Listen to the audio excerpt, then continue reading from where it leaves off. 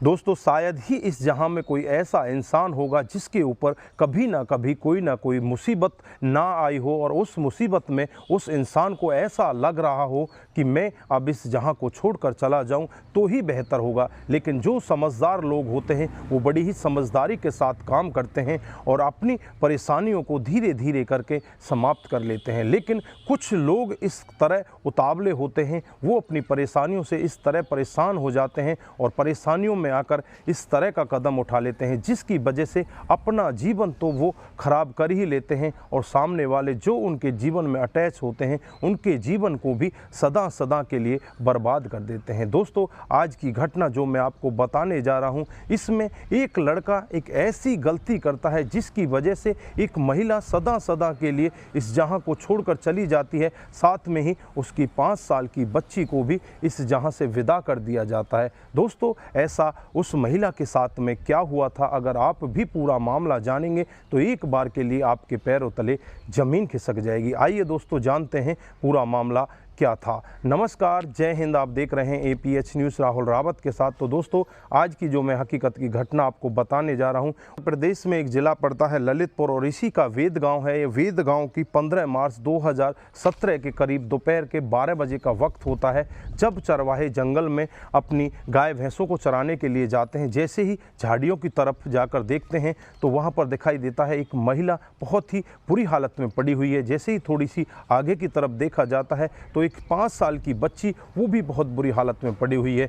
चरवाहे यह सब वाकया देखकर एकदम से चीखने लगते हैं, चिल्लाने लगते हैं। आनन फानन में ही वहाँ पर लोगों का जमावड़ा जम जाता है। तुरंत ही पुलिस को मौके पर बुलाया जाता है। पुलिस मौके पर पहुँच जाती है, डेड बॉडियों को अपने कब्जे में लेकर उन्हें पोस्टमार्टम के लिए भेज देती है और फिर पुलिस जाँच पड़ताल में लग जाती है कि ये है कौन। महिला को देखा जाता है तो महिला की उम्र लगभग 28 से 30 साल होती है और जो वहाँ पर बच्ची होती है उसकी उम्र लगभग 5 साल होती है। अब पुलिस के लिए बड़ा सवाल कि ये महिला कौन है और इसके साथ ये जो बच्ची है ये कौन है। उसके लिए पुलिस अपनी तमाम तरह की कोशिशें करती है, अपने खबरियों को काम पर लगाती है। इधर सोशल मीडिया का सहारा लिया जाता है, उस फोटो को वायरल किया जाता है। यही शाम होती है। शाम को एक व्यक्ति जो अपना नाम मूसे खां बताता है, अपने आप को अमेठी जिले के सुकंतला बाजार के सिकनी गाँव का रहने वाला बताता है, उस डेड बॉडी को देखकर दहाड़े मारकर रोने लगता है और रोते हुए पुलिस वालों से कहता है कि साहब जो ये कोई और नहीं, ये मेरी बेटी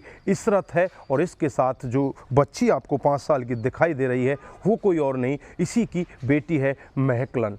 अब पुलिस एकदम से उस बुजुर्ग व्यक्ति को अपने पास बिठाती है, बिठाकर उसे पानी पिलाती है। पानी पिलाने के बाद उससे पूछती है कि तुम्हें क्या पता है इसके साथ में ऐसा करने वाला कौन है। फिर वो बुजुर्ग व्यक्ति कहता है कि मुझे पता क्या, मुझे यकीन है इस सब को करने वाला इस लड़की का आशिक जिसका नाम होता है मुन्ना खान, उसने ही इन दोनों को मार कर फेंका है। अब एकदम से पुलिस एक्शन मोड में आती है और पिता की तहरीर पर ही मुन्ना खान के खिलाफ मुकदमा दर्ज कर उसके घर पर पहुंच जाती है। घर पर पहुंचती है तो मुन्ना खान पहले ही घर से फरार हो जाता है और फिर पुलिस अपनी तमाम कोशिशें करती है। पूरा दिन निकल जाता है लेकिन मुन्ना खान का कहीं भी अता पता नहीं लग पाता। जैसे ही अगला दिन आता है 16 मार्च 2017 शाम को करीब 4:30 बजे का वक्त होता है जब पुलिस का एक खबरी पुलिस को खबर देता है कि मुन्ना खान इसी इलाके के घर में छुपा हुआ है। एक टीम गठित करती है और उस खबरी के बताए हुए एड्रेस पर जाकर पहुंच जाती है और वहां से मुन्ना खान को अपनी गिरफ्त में ले लेती है। मुन्ना खान को गिरफ्त में लेने के बाद जब उससे पूछताछ करती है तो मुन्ना खान पहले तो यही कहता है कि मैं तो किसी इशरत नाम की लड़की को जानता ही नहीं।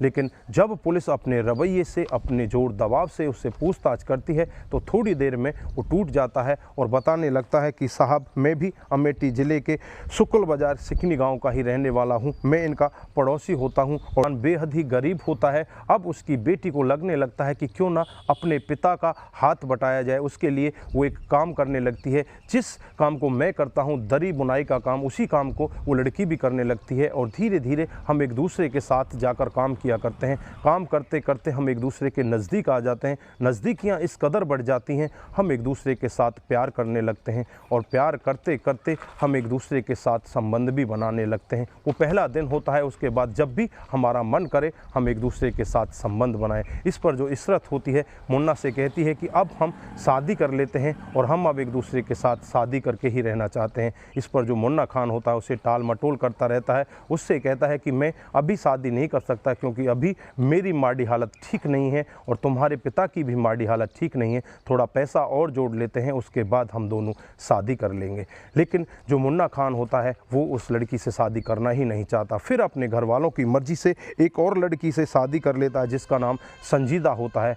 अब इशरत को जब शादी के बारे में पता चलता है तो इशरत पूरी परेशान हो जाती है। परेशान होकर ये सारा मामला अपने पिता को बताती है। पिता अपनी बेटी को लेकर नज़दीकी पुलिस स्टेशन में 13 सितंबर 2012 को पहुंच जाता है और वहां जाकर मुन्ना के खिलाफ मामला दर्ज करा दिया जाता है। उसके बाद पुलिस एक्शन मोड में आती है, मुन्ना को अपनी गिरफ्त में लेकर उसे जेल के अंदर भेज देती है। तो इशरत होती है वो गर्भवती हो जाती है और कुछ ही दिन के बाद एक सुंदर बच्ची को जन्म देती है। इधर जो मुन्ना खान होता है वो जेल के अंदर चला जाता है। इशरत भी अपने घर पर अपनी बच्ची की पाल पोस करने लगती है, वो बिन ब्याही माँ बन जाती है। धीरे धीरे ऐसे ही समय बीतता रहता, लगभग 4 से 5 साल का समय बीत जाता है और फिर मुन्ना को बेल मिल जाती है। बेल पर वो अपने घर तो आ जाता है। घर आने के बाद उसकी एक तारीख लगती है 23 मार्च 2017। उसको लगता है कि सारे सबूत तेरे खिलाफ हैं और अब तुझे जेल ही हो जाएगी, अब तेरी सज़ा होनी निश्चित है। उसके लिए वो उस लड़की के पिता मूसा खान के पास जाता है और मूसा खान से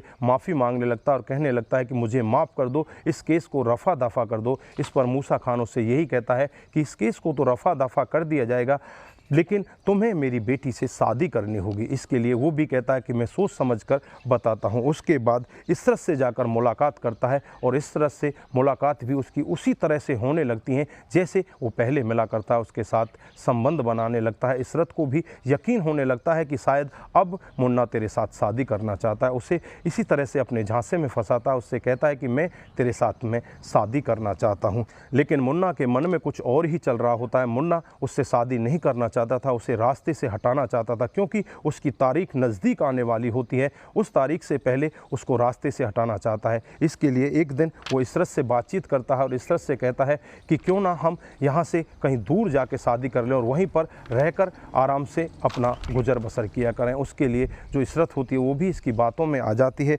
और एक दिन मुकर्रर किया जाता है 15 मार्च 2017। 15 मार्च को मुन्ना इशरत से कहकर जाता है कि तुम अपने घर से अपनी बच्ची को लेकर आ जाना, मैं बाइक लेकर चलूँगा और फिर दोनों मिलकर आगे जाकर कहीं शादी कर लेंगे। दोनों फिर अपने घर से निकल जाते हैं। निकलने के बाद जो ललितपुर होता है उसी के देवगांव के जंगलों में पहुंच जाते हैं। वहां जाकर दोनों बैठकर बातचीत करने लगते हैं। इस पर जो इशरत होती है उससे पूछने लगती है कि हम जा कहाँ रहे हैं। इस पर जो मुन्ना होता है इशरत से कहता है कि हम दिल्ली जा रहे हैं। दिल्ली का नाम सुनते ही वो औरत बहुत ज़्यादा खुश हो जाती है। उसे लगने लगता है कि अब तेरा जीवन संवरने वाला है। इस पर मुन्ना एक और अलग प्लान बनाता है। मुन्ना इशरत से कहता है कि तुम जंगल के रास्ते अपनी बेटी को लेकर चलो और मैं दूसरे रास्ते से बाइक लेकर चलता हूं। अगर हमें किसी ने देख लिया तो बहुत बड़ी दिक्कत आ जाएगी, मेरे घर वाले फिर इस शादी को नहीं होने देंगे। इस पर इशरत भी तैयार हो जाती है। इशरत को पूरा भरोसा हो जाता है। जैसे ही इशरत जंगल के रास्ते जाने लगती है, पीछे से मुन्ना आता है और एक तेज़धार हथियार लाकर इशरत के ऊपर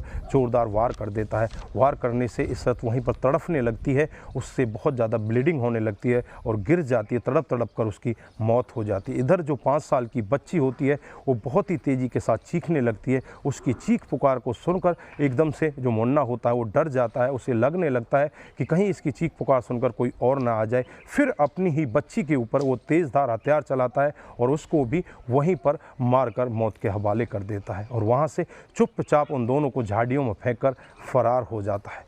दोस्तों, जब पुलिस भी ये पूरा मामला सुन रही होती है तो एक बार के लिए पुलिस के भी पैरों तले ज़मीन खिसक जाती है कि एक व्यक्ति इतना बड़ा क्रिमिनल कैसे हो सकता है। लोगों ने देखा एक लड़का अपने आप को बचाने के लिए किस तरह का कदम उठा जाता है। पहले तो उस लड़की के साथ इस तरह की रंगललियाँ मनाता है, वो लड़की गर्भवती हो जाती है, उसको बच्ची भी हो जाती है। उसके बावजूद फिर दोबारा से उसे अपनाना चाहता है, उसके साथ शादी करने का ड्रामा करता है, लेकिन वो शादी उसके साथ करना ही नहीं चाहता था। उसे इस तरह से रास्ते से हटाना चाहता था और फिर अपने क्राइम को अंजाम दे डालता है और उस लड़की को और उसकी 5 साल की मासूम बच्ची को ही बेरहमी के साथ इस रास्ते से हटा दिया जाता है। तो दोस्तों, यहाँ पर आप क्या कहना चाहते हैं? आपकी जो भी राय है एक बार कमेंट बॉक्स में जरूर दीजिएगा। दोस्तों, इस घटनाक्रम को सुनाने का उद्देश्य किसी को बरगलाना, किसी को बहकाना, किसी पर किसी प्रकार का दबाव बनाना नहीं है। हमारा उद्देश्य बस यही है कि आप लोग जागरूक हों और ऐसे क्राइम के बारे में जानें जो डे बाय डे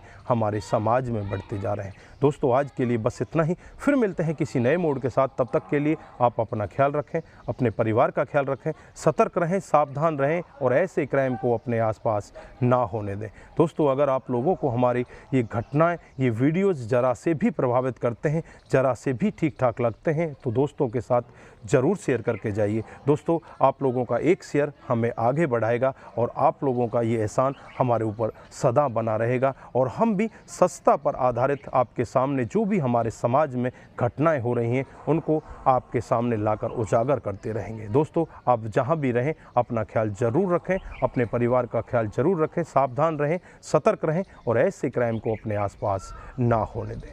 नमस्कार, जय हिंद,